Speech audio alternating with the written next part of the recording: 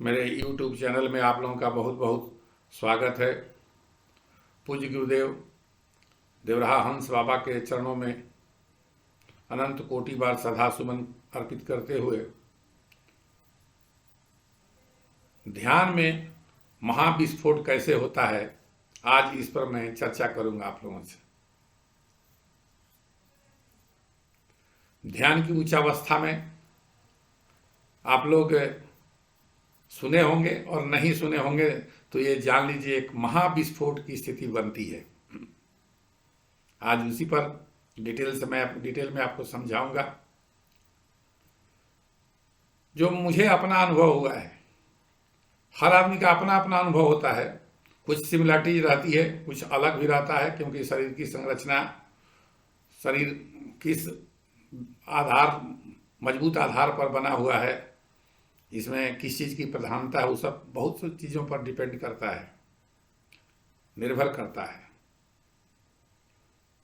तो लेकिन बहुत सी चीज़ों में सिमिलरिटीज भी होती है, समानता रहती है, क्योंकि अंतिम जो अवस्था होती है वो तो एक ही हो जाता है। केवल रास्ते में भी भेद होता है,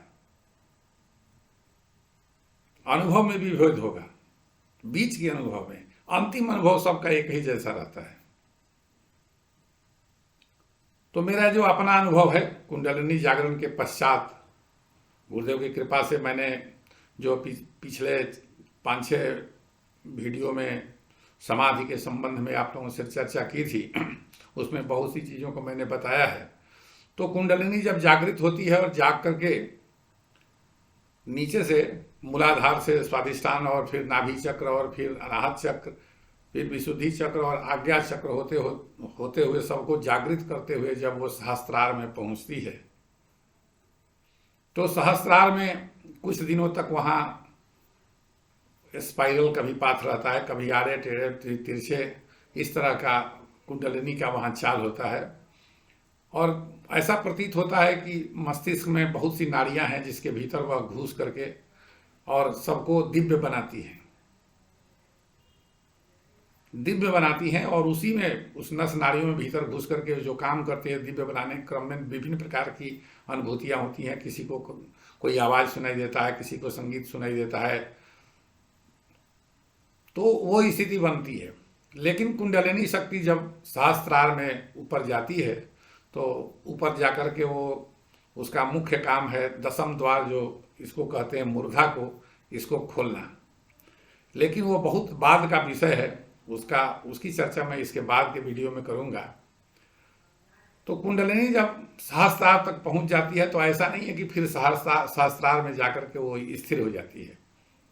सहस्त्रार में जाने के पश्चात फिर जो है कुंडलिनी नीचे की तरफ वो आती है, आज्ञा चक्र होते, विशुद्धि चक्र होते, फिर आएगी ऊपर नीचे, कभी 2 चक्र नीचे, कभी 3 चक्र नीचे, कभी 4 चक्र नीचे, कभी एकदम मूलाधार में। इस तरीके से उसका चाल कुछ दिनों तक, महीनों तक चल सकता है।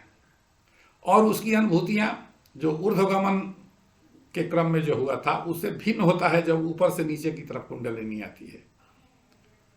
तो ऐसा इसलिए होता है कि जो आपके शरीर में जितने अवयव हैं, जितने एलिमेंट्स हैं, जितने सेल्स हैं, वो सब को जागृत करती है। उसका क्रम है, पहले वो सुषुम्ना नाड़ी में प्रवाहित होती है, इड़ा पिंगला में, फिर बीच वाली सुषुम्ना नाड़ी में प्रवाहित होती है, और फिर प्रवाहित होकर के वो हर चीज़ को दिव्य बनाती है। आपके जिह्वा को दिव्य बनाती है, आपको नाक को दिव्य बनाती है, आपके आँख के दिव्य बनाती है, आपके कान को दिव्य बनाती है। जो मंत्र जाप किया जाता है उच्चावस्था में, वो मंत्र कान में सुनाई पड़ता है जब कान दिव्य हो जाता है। जब आँख दिव्य हो जाता है तो परमात्मा का जो प्रकाश है सर्वत्र दिखाई देता है, उसके योग्य बन जाता है आँख देखने के लिए। बहुत सुगंधित चीज जो है सो आभास होने लगता है। तो ये सब चीजों को, सारे जितने एलिमेंट्स हैं, सबको वो दिव्य बनाती है। और अंतिम में जब कुंडलिनी ये 7 चक्र नीचे से ऊपर और ऊपर से नीचे एकदम नेति धोती जैसे क्रिया होती है ना, नौली क्रिया, नेति धोती क्रिया योग में, उस तरीके से कुंडलिनी जो है सो ऊपर नीचे बाएं दाएं इस तरीके से चलते हुए शरीर के सारे एलिमेंट को जागृत करती है। जैसे एग्जाम्पल मैं देता हूँ कि जैसे घर का मालिक जो है, अगर वो सवेरे 5 बजे उठ जाता है तो क्या करता है, घर के जितने मेंबर है सबको कहता है उठो उठो उठो उठो। कोई किसी को कहता है कि पढ़ो, किसी को खेती में जाओ, किसी को कह देता है कि जानवर को खाना खिलाओ। तो इस तरीके से सारे लोगों को जब उठता है तो सबको जगा देता है और घर सब जागृत हो जाए, सब अपने अपने कार्य में लग जाते हैं। उसी तरीके से कुंडलिनी जब जागृत होती है शरीर में, तो शरीर के एक एक एलिमेंट को जगाती है, दिव्य बनाती है। क्योंकि जब परमात्मा से इस जीव का मिलन होता है तो कोई एक एलिमेंट उस परमात्मा का दर्शन नहीं करता है, ये बात समझ लीजिए। और सारे शरीर के जितने एलिमेंट हैं एक बार एक स्वर में समेकित रूप से सबका परमात्मा से जुड़ा होता है, मिलन होता है, प्रेम होता है, सब का एक साथ होगा, कोई उसमें अछूता नहीं। शरीर का की जो संरचना है इसमें सब अभी अलग अलग अलग अपना काम कर रहे हैं। जो आंखें हैं दो, बाएं आंख क्या कर रही है दाहिने को पता नहीं, दाहिना क्या कर रहा है बाएं को पता नहीं है, नाक और कान, जीवा, ये सब किसी का तालमेल नहीं है। जो ब्लड सेल्स हैं उनका भी, जो हाथ में ब्लड सेल्स है, शरीर के ब्लड सेल्स है, उनको तालमेल नहीं है। सब अपना अपना काम कर रहे हैं। शरीर में हर एलिमेंट का अपना अपना काम है, सब अपना अपना काम करते हैं। लेकिन जब कुंडलिनी शक्ति जागृत होती है तो सारे एलिमेंट को वो एनर्जाइज कर देती है, सबको दिव्य बनाती है और सबको इस योग्य बनाती है कि जब समय आएगा तो सारे अवयव, सारे एलिमेंट इस शरीर के एक साथ मिल करके परमात्मा से मिलने का आनंद प्राप्त करेंगे। सब परमात्मा को नमस्कार करेंगे, एक साथ सब प्रणाम करेंगे, उनको श्रद्धा सुमन सब एक साथ अर्पित करेंगे। ये स्थिति बनती है ध्यान में। तो जब ये स्थिति बनती है वो धीरे धीरे बनती है, ये बात समझ लीजिए। एकाएक नहीं हुआ, एकाएक के वाम मार्ग में हो सकता है जो तंत्र साधना लोग करते हैं, मांस मछली और मुद्रा खा शराब पी करके, मुर्दा खा करके, जितना गलत काम है, उल्टा काम, वाम मार्ग इसीलिए उसको कहा जाता है, उल्टा है वो, उल्टा काम करके वो लोग करते हैं। उसमें बहुतों को, लाखों में किसी की सफलता मिल जाती होगी, तभी वो पंथ चल रहा होगा। लेकिन जिससे मिलना हुआ है परम शुद्ध और परम चैतन्य है, तो उसके यहाँ ये मांस मदिरा खाकर जब जाएगा तो उसको वो परमात्मा मिलेंगे नहीं मिलेंगे। उसकी भी कुंडलिनी जागृत हो जाएगी, लेकिन सहस्त्रार में जाकर के वो वहीं पर स्थित हो जाए, उसकी प्रगति आगे नहीं होगी। क्योंकि पासपोर्ट तो उसको मिल गया जाने का, लेकिन वीजा परमात्मा कभी नहीं देंगे जब तक परम शुद्ध परम चैतन्य नहीं होगा। इसलिए वैष्णव पद्धति जो है वही परम पवित्र पद्धति है। वैदिक परंपरा के अनुसार जो कुछ होता है वो उसके अनुसार जो ध्यान किया जाता है वही ध्यान परमात्मा के योग्य बनाता है साधक। तो कुंडलिनी शक्ति ऐसा शरीर में परिवर्तन करती है कि आपको मांस मदिरा से मोह ही समाप्त हो जाएगा, संसार की हर वस्तु से आप अपने को अलग समझने लगिएगा। ऐसी स्थिति उत्पन्न होती है और धीरे धीरे ध्यान में उसको समाधि के स्तर तक ले जाती है। और जब सदा समाधि में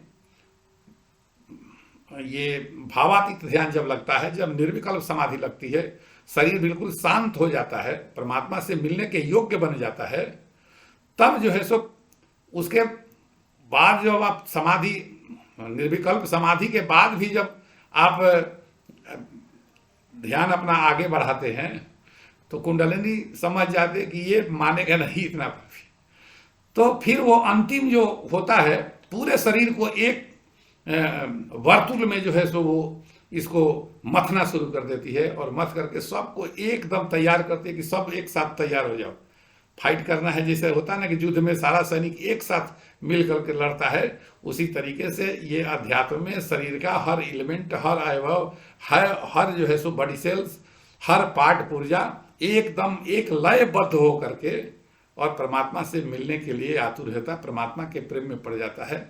और जब परमात्मा जब स्थिति बनती है तो उसके बाद एक ऐसी स्थिति, ये 2-4-5 दिन ऐसे चलेगा, चलते चलते चलते चलते एक दिन ऐसी स्थिति हो जाएगी कि बस लगेगा कि नहीं कि पूरा शरीर वाइब्रेट करने लगा, पूरा शरीर वाइब्रेट करने लगा, एकदम स्पंदन होगा, पूरे कण कण के शरीर में के कण कण में स्पंदन होगा। और यह स्पंदन, यह वाइब्रेशन जो है यूनिवर्सल वाइब्रेशन के साथ जाकर के मिल जाएगा। परमात्मा का एक यूनिवर्सल वाइब्रेशन है।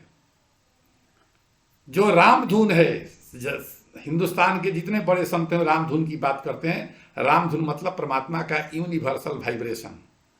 उस यूनिवर्सल वाइब्रेशन में जो शरीर रूपी प्रकृति है, इसका वाइब्रेशन जाकर के मिल जाता है। यानी साधक और परमात्मा दोनों एक हो जाते हैं। अभी स्पंदन लेवल पर परमात्मा से मिलन नहीं हुआ है, अभी स्पंदन लेवल की मैं बात करता हूं। परमात्मा के स्पंदन और साधक के शरीर का यानी प्रकृति का जो स्पंदन है, दोनों मिल जाता है। यानी प्रकृति का स्पंदन परमात्मा के स्पंदन से मिल गया जाकर के। प्रकृति का वाइब्रेशन जो है परमात्मा के यूनिवर्सल वाइब्रेशन में जाकर के मिल गया। उसके बाद ध्यान टूटा। 15 दिन तक पूरे शरीर में उसी तरीके से वाइब्रेशन होते रहता है। 15 दिन तक एकदम किसी काम में मन नहीं लगेगा, लगेगा कि यही शरीर में जो हो रहा है होते रहे। दूसरा कोई पूछेगा भी कि क्या हो रहा है तो आप बता नहीं पाइएगा, बताना भी नहीं चाहिए। मुझे इसका अनुभव है जो मैंने आपको साझा किया है। तो ये भगवत कृपा होती है, कुंडलिनी की कृपा होती है, परमात्मा की कृपा होती है। तो ये होता है, ये होगा, सबको होगा। जिसकी कुंडलिनी जागृत हो गई है, जो ध्यान में प्रवृत्त हो गया है, जो सही से ध्यान कर रहा है, उसको होना ही है, आज न कल होगा। तो मैंने शेयर कर दिया कि आप भी इसको समझिए और जो करते हैं इसमें आगे बढ़िए। हमारी शुभकामना आपके साथ रहेगी। मैं रहूँ आपके साथ न रहूँ, लेकिन मेरी शुभकामना आपके साथ रहेगी। तो आज इतना ही, कल किसी दूसरे विषय पर फिर चर्चा होगी। बोलिए श्री राम जय राम जय जय राम, श्री राम जय राम जय जय राम। राम राम रटते रहो, जब लगी घट में प्राण, कबहू तो दीन दयाल के भनक लगेगी कान। और अंत में अनुरोध होगा कि अगर ये मेरा चैनल पसंद आ रहा हो, वीडियो पसंद आ रहा हो, तो आप लोग इसको सब्सक्राइब कीजिए और जो बगल में घंटी है उसको भी दबा दीजिए। अनंत कोटि ब्रह्मांड के कण कण में समस्त प्राणियों के हृदय में निवास करने वाले परमात्मा आनंद कंद सच्चिदानंद प्रभु श्री राम को नमस्कार करते हुए वाणी को विश्राम देते हैं। धन्यवाद।